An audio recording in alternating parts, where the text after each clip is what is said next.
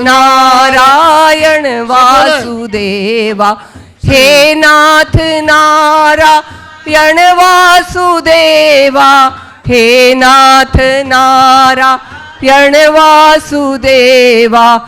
श्री कृष्ण गोविंद हरे मुरारी, हे नाथ नारायण वासुदेवा। श्री कृष्ण गोविंद हरे मुरारी, हे नाथ नारायण वासुदेवा, हे नाथ नारायण वासुदेवा, हे नाथ नारायण वासुदेवा।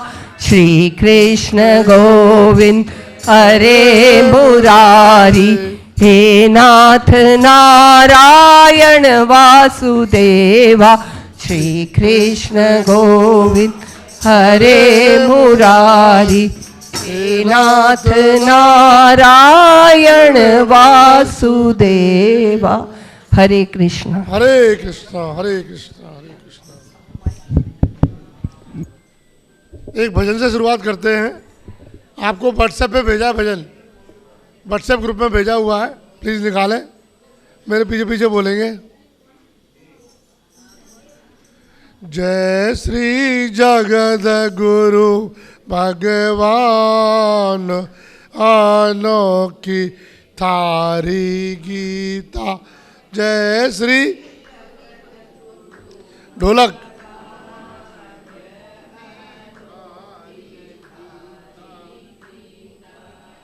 अनोखी थारी गीता, सर्वोपरि था गीता। अनोखी सर्वोपरि। जय श्री जगत गुरु भगवान, अनोखी था गीता। भगवान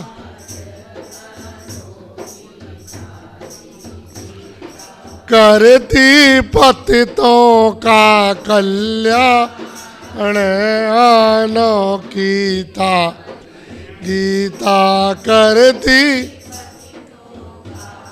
सब बोले पीछे से भी, आवाज आ रही थी पीछे से।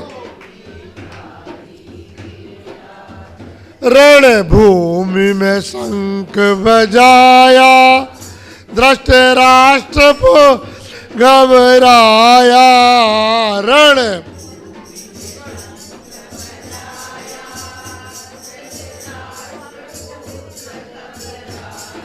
जय जय अर्जुन के रतवा ने, अनोखी था गीता। जय जय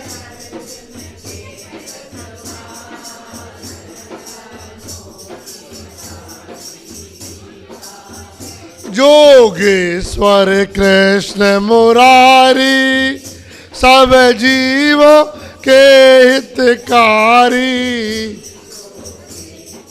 सब बोले पीछे से बोले, पीछे वाले। प्रेमी भगत करे गुण गाने, अनोखी प्रेमी भगत।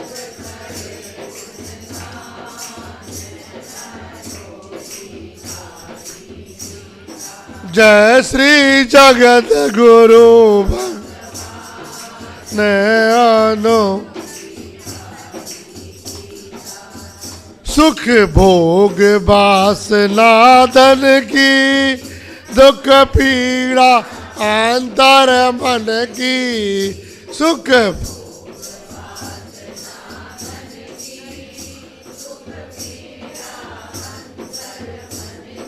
मेटे सबका नाम निशान, अनोखी था मेटे सबका नाम।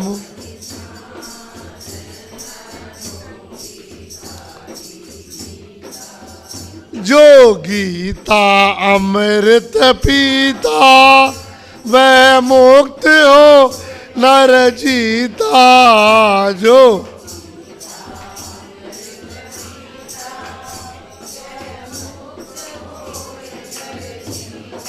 ऐसे दुर्लभ संत महा ने अनोखी था ऐसे दुर्लभ।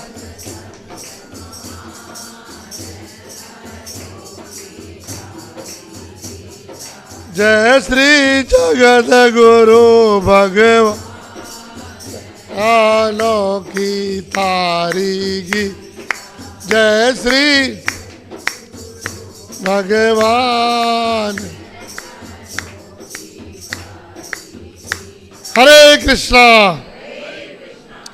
वसुदेव सुतं देवं कंस चा देवकी परमानंदम कृष्णं वंदे जगद्गुरुम। सभी भगवत प्रेमी चरणों में मेरा कोटि कोटि नमन। गला थोड़ा खराब है, आप थोड़ा क्षमा करेंगे। तो गीता का 12वां अध्याय नाम क्या है? भक्ति योग। देखो चलते चलते कहाँ तक आ गए हम। वेद व्यास जी ने कहाँ तक पहुँचा दिया हमें? भक्ति तक पहुँचाई दिया अंत में, है ना। तो उन्होंने इसका नाम ही दे दिया भक्ति योग, अध्याय का नाम। आज भी चर्चा हुई थी, कल भी चर्चा हुई। भक्ति यानी क्या? भक्ति माने क्या बताएं आप? भक्ति माने प्रेम। बहुत बढ़िया बात आई। भक्ति मतलब प्रेम। प्रेम किनसे करना है? भगवान से। भगवान से हमें ऐसा प्रेम हो जाए, ऐसा प्रेम हो जाए कि जैसे प्यास लगती है तो पानी की याद आती है, करनी पड़ती है, अपने आप आती है, अपने आप आती है। भूख लगती है, भोजन की याद आती है। ऐसे ही भगवान हमें मीठे लगे, प्यारे लगे। पन्नगारी सुन प्रेम सम भगति न दूसर आन। अस विचार मुनि पुनि पुनि करत राम गुण ग्राम। तो भगवान राम के गुणों का गान क्यों करते हैं? कि कैसे भी करके हमारी भगवान से प्रीति हो जाए, प्रेम हो जाए। तो हम जो कल से सेमिनार कर रहे हैं, इसका पर्पस क्या है? भगवान से प्रेम हो जाए। लोग बार बार सेमिनारों में आते हैं, बार बार सत्संग में जाते हैं, केवल और केवल प्रेम को जगाने के लिए। तो भक्ति माने प्रेम। तो उस प्रेम की प्राप्ति कैसे हो, इस अध्याय का वही विषय है। भक्ति हमें कैसे मिले? प्लीज बात नहीं करें फोन पे, डिस्टर्ब होता। देखो आप दूसरों को भी डिस्टर्ब कर रहे हैं और मेरे को भी डिस्टर्ब कर रहे हैं, है ना। अब बात करिए तो बाहर जा कर ले। वैसे देखो नियम तो ये है, हमने स्वतंत्रता दे रखी सर ने हमारी ने, नियम तो यह मोबाइल सबके स्विच ऑफ होने चाहिए। लेकिन चलो फिर भी स्विच ऑफ नहीं करो, साइलेंट कर दे, बात तो कम से कम नहीं करें। तो वो भक्ति हमें कैसे मिले, वो इस अध्याय का प्रतिपाद्य विषय है। अध्याय की शुरुआत अर्जुन के प्रश्न से है। अर्जुन का प्रश्न कैसे आया कि पिछले अध्याय में जो बात हुई थी, भक्ति योग की जो बात थी, मत कर्मगत मत परमो मत भक्ता संग वर्जत निर्वै रह सर्वभूतेषु यह मामेति पांडवा। सर ने वो श्लोक लिया नहीं था। तो 5 जो है साधन बताए भक्ति के। तो ऐसे भक्त हम कैसे बने, वो इस अध्याय में आएगा। तो अर्जुन का प्रश्न यही है, भगवान जो आपकी भक्ति कर रहे हैं सगुण साकार की, और जो निर्गुण निराकार यानी ज्ञान योग में लगे हुए हैं, ये तो मैं समझ गया दोनों आपको मिलते हैं। लेकिन भगवान सर्वश्रेष्ठ कौन है इनमें? सबसे उत्तम भक्त कौन है? योग वेदता कौन है उत्तम? ऐसा अर्जुन का प्रश्न है। क्या कहते हैं अर्जुन? संस्कृत में पढ़ लेते हैं श्लोक को अपन। एवं सतत युक्ताये भक्त्वास्त्वां पर्युपासते ये चापाक्षरं व्यक्तं तेषां के योग वित्तमा। जो जो अव्यक्त रूप की उपासना कर रहे हैं या आपके सगुण साकार की उपासना कर रहे हैं, दोनों में उत्तम योग वेदता कौन है, ऐसा अर्जुन का प्रश्न है। और ये प्रश्न बहुत ज़्यादा वाजिब है। इसको लेके जो है समाज में भी दो फाड़ है। जो निर्गुण उपासक है वो सगुण वालों को नीचे मानते हैं और सगुण वाले निर्गुण को, जबकि भगवान तो समग्र है, निर्गुण और सगुण में कोई भेद। अर्जुन का ये प्रश्न बड़ा वैलिड है और भगवान इसका उत्तर 73 श्लोक में देते हैं। ये प्रश्न ऐसा ही है जैसे एक माँ से पूछा जाए कि तुम्हारे बड़े बेटे में और छोटे बेटे में तुम्हें कौन सा, दो बेटों में कौन प्रिय है तुम्हारे, तो माँ को दिक्कत होगी ना बताने में। तो भगवान भी हमारी माँ है, तो भगवान को दिक्कत तो है, लेकिन भगवान स्पष्ट उत्तर, इस प्रश्न का उत्तर स्पष्ट देते हैं। क्या उत्तर देते हैं? मय्यावेश नित्ययुक्ता उपासते श्रद्धया परयोपेता ते में युक्त तम। क्या कह रहे हैं भगवान? क्या कह रहे हैं भगवान? बोले कि मुझ में मन को एकाग्र करके निरंतर मेरा भजन ध्यान में लगे हुए जो भक्तजन अतिशय श्रेष्ठ श्रद्धा से युक्त होकर मेरा भजन करते हैं, वो उन सब में श्रेष्ठ है। दोनों में श्रेष्ठ कौन है? सगुण साकार की उपासना वाले श्रेष्ठ है, ऐसा भगवान इस श्लोक में कह रहे हैं। इसका विस्तार से उत्तर भगवान आगे के श्लोकों में देंगे। एक बार तो कह दिया भगवान ने कि भैया सगुण साकार के उपासक श्रेष्ठ हैं। अब बात आती है कि भगवान ने ऐसा क्यों कहा। भगवान भाई दोनों उपासक तो भगवान के ही है, निर्गुण वाले भी भगवान को प्राप्त होते हैं। तो भगवान क्लैरिफाई करते हैं इस बात को कि ऐसा मत मानो तुम, निर्गुण की उपासना वाले भी मुझे ही प्राप्त करते हैं, लेकिन सगुण की उपासना सरल है, हमारी पात्रता के हिसाब से है। अर्जुन ने प्रश्न पूछा तो अर्जुन की पात्रता के हिसाब से गिरफ्त है। सगुण की उपासना में और निर्गुण की में अंतर क्या है? क्या अंतर है? निर्गुण में सबसे पहले क्या चाहिए? स्पष्ट विवेक और तीव्र वैराग्य। हम तो जानते हैं ये पिक्चर जो चल रही है ना पर्दे पे, इसमें कोई सच्चाई नहीं है, फिर भी उसके पात्रों से राग कर लेते हैं ना, जानते हुए भी। तो इसलिए ये राग हटाना संसार से बड़ा कठिन है। लेकिन सगुण उपासना में राग रहते हुए भी और भगवान की भक्ति प्राप्त हो जाती है। सर ने बताया था तरीका, यदि भोजन में राग है तो भगवान का भोग लगा के पालो। तो इसलिए संसार में राग होते हुए भी कल्याण हो जाए, इसलिए भक्ति को सरल बताया। और कारण बता रहे अगले श्लोक में कि क्यों है सरल, सगुण उपासना सरल क्यों है। क्लेशो दिक्तरस्ते साम अव्यक्ता सत्य चेतसाम अव्यक्ता ही गतिर दुख देह वद रवाप्यते। क्या कह रहे हैं भैया? अव्यक्त की जो उपासना में, इसमें बाधा बहुत तगड़ी है। किस चीज की है?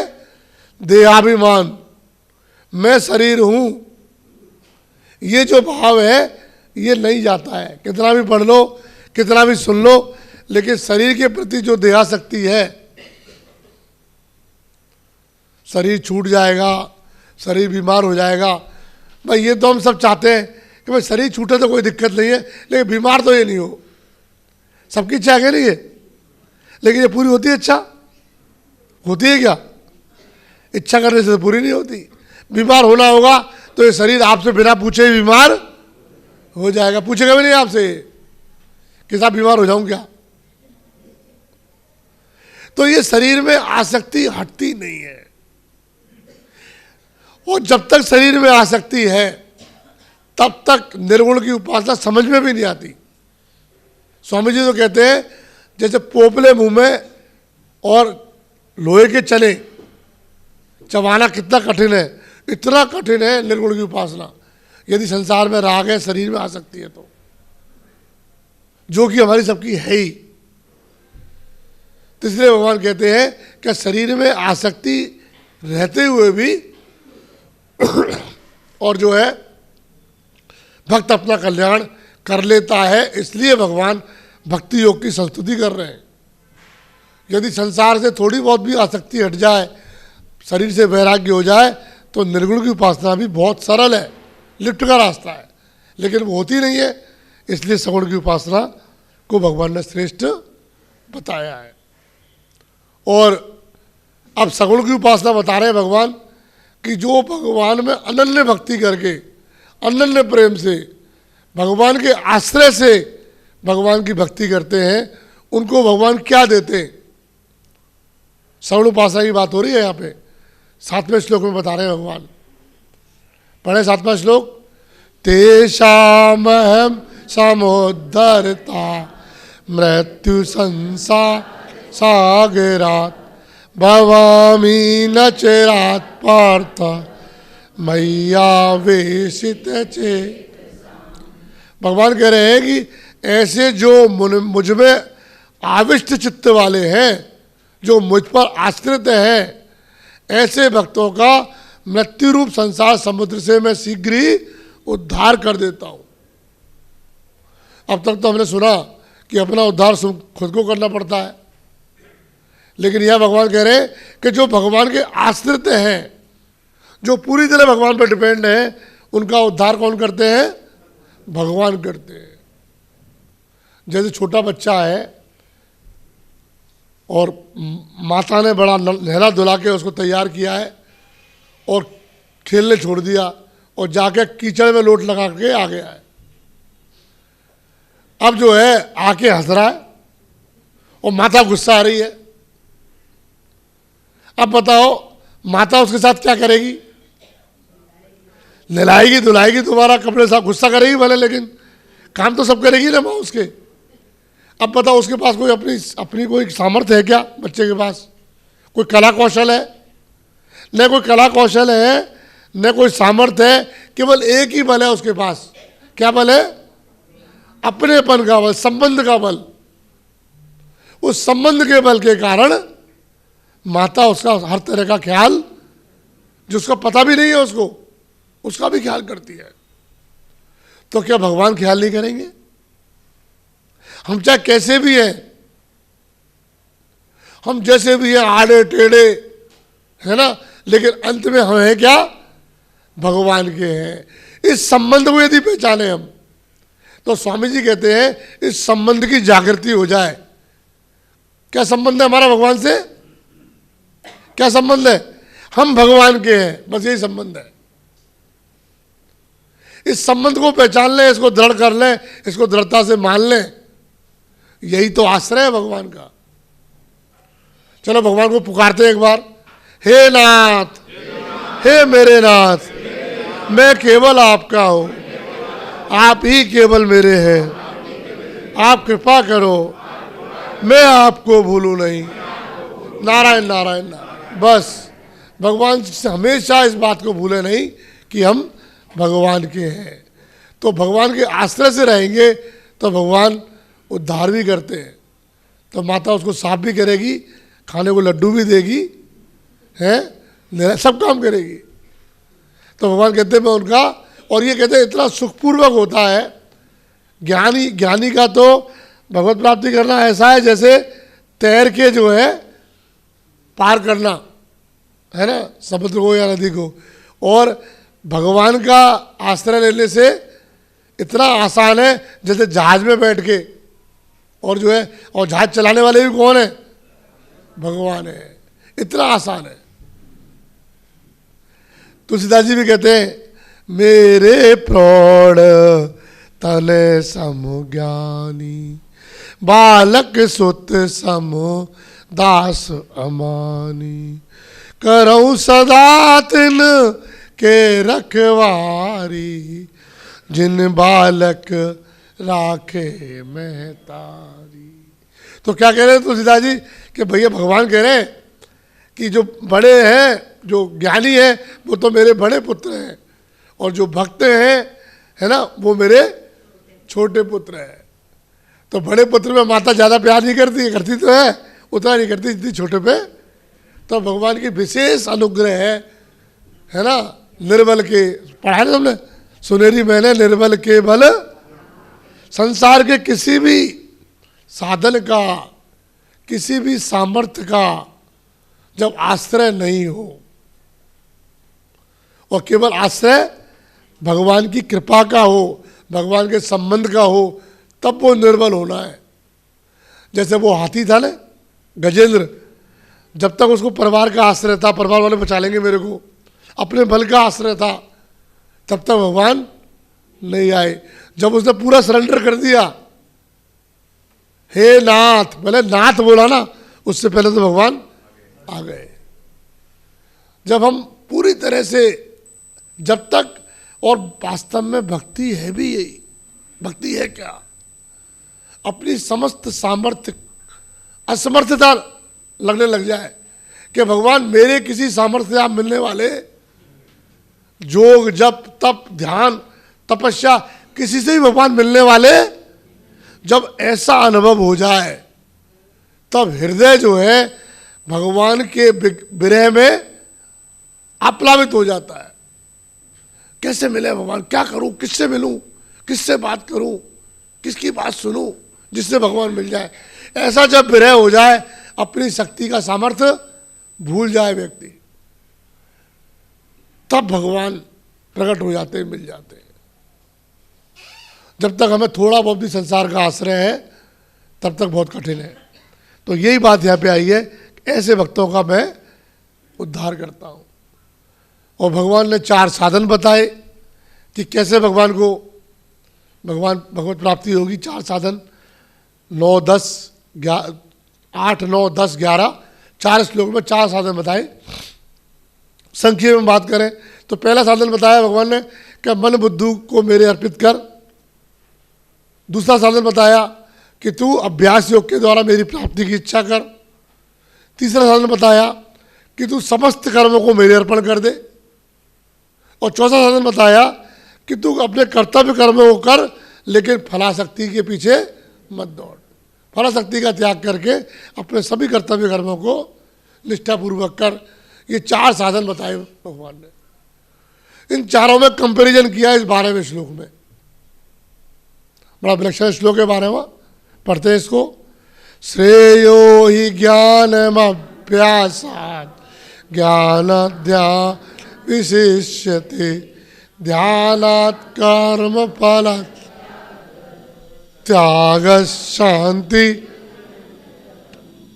बहुत बढ़िया बात है इसमें कि देखो, श्रेयो ही ज्ञान अभ्यासात्, अभ्यास से ज्ञान श्रेष्ठ है। अभ्यास का मतलब जो कर्मकांड हम करते हैं, जिसके पीछे का लॉजिक पता नहीं है हमें, जितने भी जो क्रियाकलाप हम करते हैं भक्ति के नाम पे, गलत नहीं है वो सब, क्योंकि जो भी हम करते हैं लाभ तो सबका होगा। हम मंदिर जाते हैं, हम घर में आरती करते हैं, पूजा करते हैं, तीर्थाटन पे जाते हैं, घर में यज्ञ कराते हैं, कथा कराते हैं, ये सब अच्छे काम है। लेकिन ये जो कर्म है ये सब अभ्यास के अंतर्गत है। इसके पीछे का लॉजिक जानना चाहिए, क्यों कर रहे हैं अपन ये। आत्मशुद्धि के लिए कर रहे हैं, अंतःकरण शुद्धि के लिए कर रहे हैं। तो जब तक वो लॉजिक पता नहीं है तब तक ये अभ्यास है। और इस अभ्यास से भगवान क्या कह रहे हैं, ज्ञान श्रेष्ठ है। ज्ञान कौन सा श्रेष्ठ है? ज्ञान को श्रेष्ठ क्यों बताया? क्योंकि ज्ञान से भगवान से परिचय होता है, हमारा अपने से परिचय होता है। हम कौन है, भगवान कौन है, हमारा भगवान से संबंध क्या है, और फिर भगवान से प्रेम होता है, फिर उनकी प्राप्ति की इच्छा जागृत, जैसे हम सबकी हुई है ना, भगवत प्राप्ति की इच्छा जागृत हुई है ना, कि हमें भगवत प्राप्ति करनी है भाई, पता लग गया हमें। तो ये कैसे हुआ? ज्ञान से हुआ। इसलिए भगवान ने अभ्यास से ज्ञान को श्रेष्ठ बताया और ज्ञान से ध्यान को श्रेष्ठ बता रहे। अब ये कौन सा ज्ञान है? ये ज्ञान वो है जो हमने लिया तो है, बुद्धि से लिया है, लेकिन हमारी लाइफ में उसका कोई वैल्यू, हमारे आचरण में नहीं है ज्ञान वो। जिसको कौन सा ज्ञान बोलते हैं? वाचिक ज्ञान। वाचिक ज्ञान, शास्त्र ज्ञान पढ़ लिया है, लेकिन जीवन में उसका कोई उपयोग हम, ऐसे ज्ञान से ध्यान श्रेष्ठ है। क्यों? ध्यान में यदि उद्देश्य परमात्मा का है तो परमात्मा मिल जाते हैं ध्यान से भी, और ध्यान से ज्ञान भी ठीक से आता है। बिना आचरण में आए हुए ज्ञान को ऐसे माने जैसे गधा जो होता है ना, गधा मान लो कोयला लेके चल रहा है अपने पीठ पे लाद के। अब किसी ने कहा यार तू यार कोयला कोई बेकार चीज है, चल तेरी पीठ पे हम चंदन की लकड़ी लाद देते हैं, तो गधे पे कोई फर्क पड़ेगा क्या? भाई पहले ही बोझा मर रहा था और अभी बोझा, पहले उसका कोयले का बोझा था, अब चंदन की लकड़ी का बोझा है। तो ज्ञानी और अज्ञानी में यही फर्क है। पहले वो अज्ञान का बोझ ढो रहा था, अब वो, तो इसलिए ज्ञान कौन सा बढ़िया है? जो हमारे काम आए, जो जीवन में हम उतारे। तो गीता परिचय अभियान यही काम करता है कि कैसे गीता की जो बातें हैं थोड़ी थोड़ी हमारे जीवन में आना शुरू हो। स्वामी जी से लोग कहते थे महाराज जी हम पिछले 10 साल से सत्संग कर रहे हैं, हमें तो लगता नहीं है कि कोई परिवर्तन हमारे अंदर आया है। तो स्वामी जी कहते तुम परिवर्तन लाना चाहते हो क्या? क्या लाना चाहते हैं? अच्छा ये बताओ, पहले तुम्हें कोई तुम्हारे खिलाफ काम कर देता, क्रोध आता था? अब आता है? कितना आता है? अब बहुत कम आता है। कितनी देर रहता है? बहुत कम देर रहता है। कितनी बार आता है? बहुत कम बार आता है। तो उनका लाभ हुआ ना सत्संग का। तो सत्संग का लाभ, भगवान से चलने का लाभ ये होता ही है, हमें चाहे अनुभव में नहीं आए। क्योंकि जैसे आंख में यदि काजल लगा हुआ है तो दिखता नहीं ना स्वयं को, इसलिए हमारे अंदर जो परिवर्तन घटता है वो दूसरों को तो दिखता है लेकिन हमें नहीं दिखता है।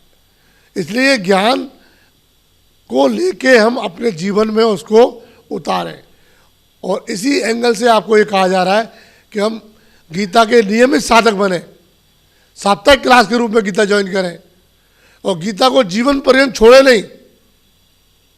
जब तक ये शरीर में सांस है तब तक गीता का साथ हम नहीं छोड़ें।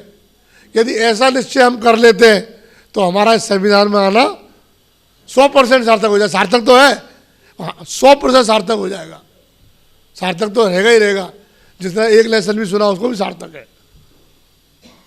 तो भगवान ये बता रहे हैं कि ध्यान श्रेष्ठ है, और ध्यान से भी कर्म फल की आसक्ति का त्याग श्रेष्ठ है। तो त्याग, क्योंकि त्याग से तुरंत शांति मिलती है। हमारे मन में कितनी भी उथल पुथल चल रही हो और कोई ये सोचे मान लो कि अरे अगर ये काम मेरे अनुकूल नहीं भी हुआ तो क्या होगा ज़्यादा से ज़्यादा, है ना।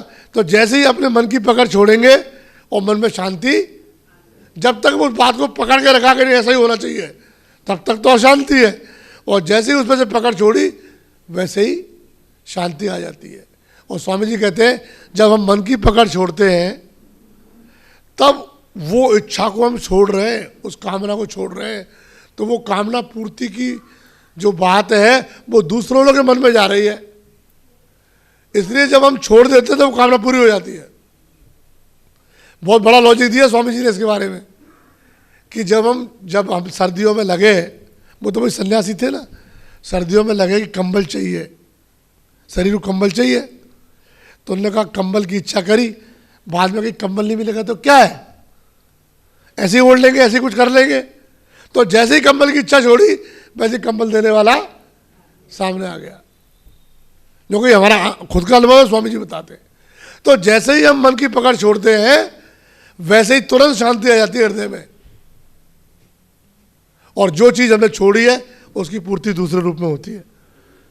तो ये भगवान ने बताया कि सबसे श्रेष्ठ साधन मन की पकड़ को हम छोड़ें।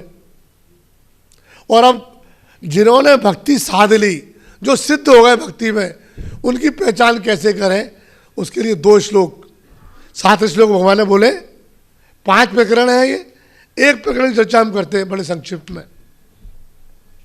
अधिष्ठा सर्वभूतानां मैत्र करुणा एव च निर्ममो निरहंकार सम दुख सुख क्षमी संतुष्ट सततम यतात्मा दृढ़ निश्चय मयि अर्पिता मनोबुद्ध यो मद भक्तस्य मे।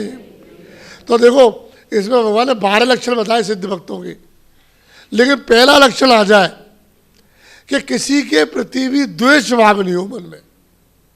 अदेष्टा सर्वभूता नाम, अपने शत्रु के प्रति भी नहीं, हाँ शत्रु के प्रति भी नहीं। एक बार जो है सेठ जी प्रवचन कर रहे थे और उनके प्रवचन के दौरान ही खबर आई कि जिन्ना की मृत्यु हो गई है। तो जो साधक बैठे थे वो खुशी मनाने लगे। तो जो है सेठ जी ने रोका उनको कि भाई ऐसे शत्रु के मरने पर भी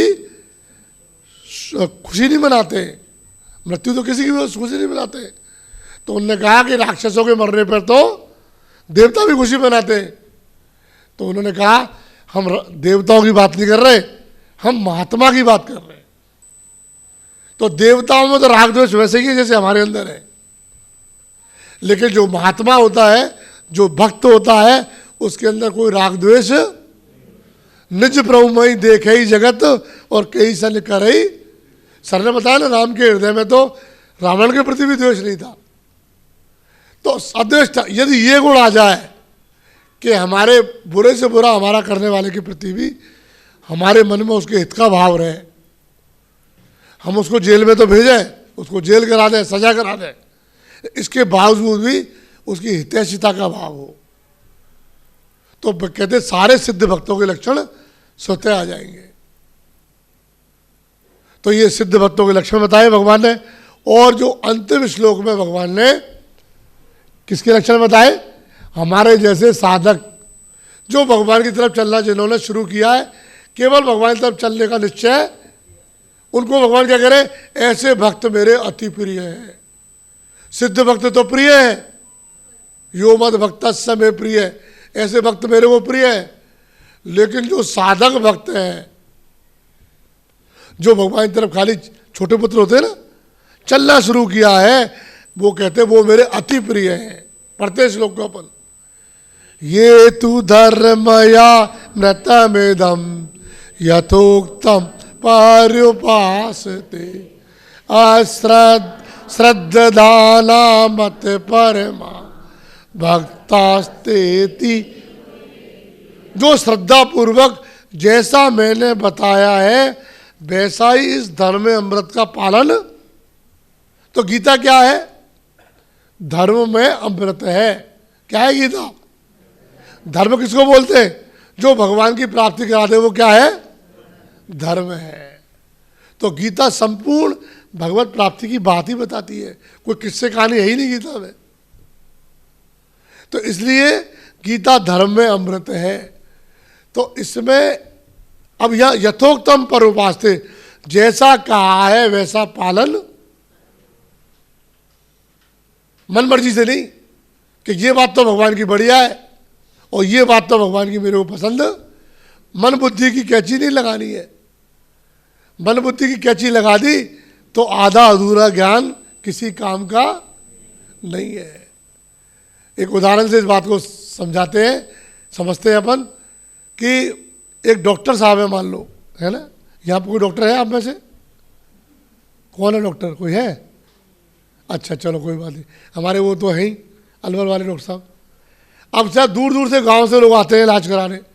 तो एक जो है गांव से, पास के गांव से इलाज कराने गया, अहमदाबाद आया इलाज कराने, और यहाँ के बढ़िया डॉक्टर साहब, टॉप डॉक्टर, उनको इलाज कराया न्यूरोलॉजी का। डॉक्टर साहब ने सारे परीक्षण किए और कहते हैं भैया तेरी बीमारी मेरे पकड़ में आ गई है, अब ये 3 महीने तुम ये दवाई खाओ। 7 दवाई लिख दी उसने, 1 2 3 4 5 6, ये 7 दवाई तुम्हें 3 महीने खानी है, तुम ठीक हो जाओगे। अब वो अपने गांव जाता है व्यक्ति और अपने पड़ोस में कंपाउंडर रहता है, जिस कंपाउंडर की दवाई हमेशा वो खाता है और वो ठीक, खांसी जुकाम बुखार होते हैं कंपाउंडर की दवाई लेके आता है, ठीक हो जाता है। वो कहता है यार ये पर्चा क्यों नहीं हम अपने मित्र को दिखाएं, कंपाउंडर को। अब कंपाउंडर मित्र कहता है इतने डॉक्टर का पर्चा आया भाई, कुछ तो दिमाग लगाना है। तो वो क्या कहता है, ये 4 नंबर दवाई तो डॉक्टर ऐसे ही लिख देते हैं, इसको तो लेना मत, और 3 नंबर को 15 दिन ले लेना, बाकी सब ठीक है। तो मैं आपसे पूछता हूं कि उसको अपने कंपाउंडर की बात माननी चाहिए या अहमदाबाद वाले डॉक्टर की बात माननी चाहिए? क्यों क्यों माननी चाहिए? क्योंकि वो अपने क्षेत्र का विशेषज्ञ है। हाँ, पूरा निदान करने वाला है। यदि हमारी मन बुद्धि तो बहुत छोटे है, संकुचित है, तो इस मन बुद्धि से गीता की बातों को नहीं तोले। भगवान ने जैसा कहा है वैसा पालन करें, बहुत जरूरी है ये। तर्क तो करें, प्रश्न पूछे, कोई बात समझ में नहीं आए प्रश्न करें, लेकिन ये नहीं करें कि नहीं ये बात तो ठीक है और ये बात ठीक। मन बुद्धि की क्या चीज चलाएंगे तो आधा तीतर आधा बटेर। तो गीता पढ़ने का सही तरीका क्या है? बात तो भगवान की ही सही है, मेरी बुद्धि में पकड़ में, मेरी बुद्धि छोटी है तो मेरे को इसको समझना है, जो मेरे को समझा सके, और फिर उसका पालन यथोक्तम पर्युपास्ते, वैसा का वैसा पालन। हाँ, तो ऐसे जो प्रेमी भक्त हैं उनको क्या कह रहे हैं भगवान? वो मेरे अति प्रिय हैं। भगवान ने गीता में बहुत जगह आज्ञा दी है, अर्जुन युद्ध कर, अर्जुन युद्ध कर, अर्जुन युद्ध कर। युद्ध का मतलब कर्तव्य कर्म कर। अंत में एक आज्ञा दी है, वो आज्ञा की चर्चा कल भी हुई थी, लेकिन मैं इतना वो हूं मैं कि मैं फिर दोबारा चर्चा करूंगा उसकी। भगवान ने क्या आज्ञा दी है जो हमारे लिए बहुत गुणकारी है और जिसको हम सब कर सकते हैं। ज्ञान योग, कर्म योग, भक्ति योग करना बहुत कठिन है, लेकिन जो काम भगवान ने गीता में अंत में बताया है वो सब हम कर सकते हैं अपनी सामर्थ्य के अनुसार। कर सकते नहीं कर सकते? क्या बताया भगवान ने वो काम? हाँ, तो आप अपनी किताब में देख लें एक बार, 2 मिनट लगे, ज़्यादा नहीं। किताब खोलें अपनी, मैं आंखों से देख लेना भगवान ने कहाँ पे कही है। भैया हमें तो पता नहीं भगवान ने कहाँ पे कही है गीता में, ये कल से कह रहे हैं हमसे कि गीता में भगवान ने कही है ये बात। तो अपनी आंखों से एक बार सब लोग देखें। किताब लाएं सब लोग? हाँ, किताब खोलें, जो लाएं वो खोलें। दीवान जी पेज नंबर कौन सा है? 18वें अध्याय का 68वां 69वां श्लोक। उसकी हिंदी पढ़नी है, उसकी हिंदी पढ़नी है। नए साधक पढ़े कोई, नए साधक, नए कौन है आप में से? 18 अध्याय का 68वां 69वां श्लोक। पेज नंबर निकाल लिया बीना मैडम? क्या पेज नंबर निकाला आपने? हैं? पेज नंबर बताएं, नई किताब में देखें। 340 पेज देखें, 340 पेज पे हिंदी। दीवान जी माइक लेके जाए, माइक वो रखे, वो रखे, वो रखे, वो रखे।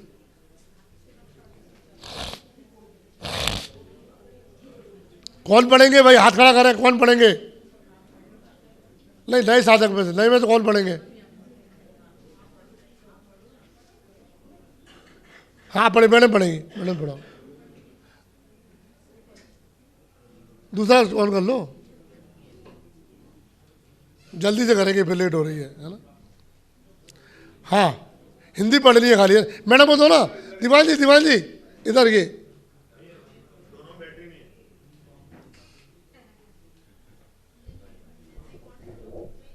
हाँ ऐसे पढ़ दे, दिखाना मेरे को, दिखाना।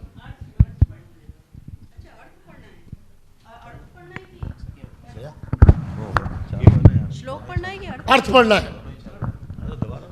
मुझ में पराभक्ति करके जो इस परम गोपनीय संवाद गीता ग्रंथ को मेरे भक्तों में कहेगा वह मुझे ही प्राप्त होगा, इसमें कोई संदेह नहीं है। उसके समान मेरा अत्यंत प्रिय कार्य करने वाला मनुष्यों में कोई भी नहीं है और इस भूमंडल पर उसके समान मेरा दूसरा कोई प्रियतर होगा भी नहीं। होगा भी नहीं। कितनी बड़ी बात कही भगवान ने, बताओ। न तो कोई उसके समान प्रिय मेरा कोई पहले हुआ है, न आगे कोई, तो सबसे अधिक प्रिय है गीता प्रचार करने वाला। एक भजन भी आता है ना, गीता ज्ञान प्रचारक मारो प्रियतम प्यार रे गीता निज घर मां, रे गीता, ए गीता ज्ञान प्रचारक मारो, प्रियतम प्यारो रे, गीता ज्ञान प्रचारो, प्रियतम प्यार। हाँ, बहुत बड़ा भजन है ये, करो समय नहीं है अपने पापी करने का, लेकिन इससे ये समझे हम कि हम ये प्रण लें कि हम गीता का प्रचार करेंगे। कौन कौन भगवान का सर्वाधिक प्रिय होना चाहता है?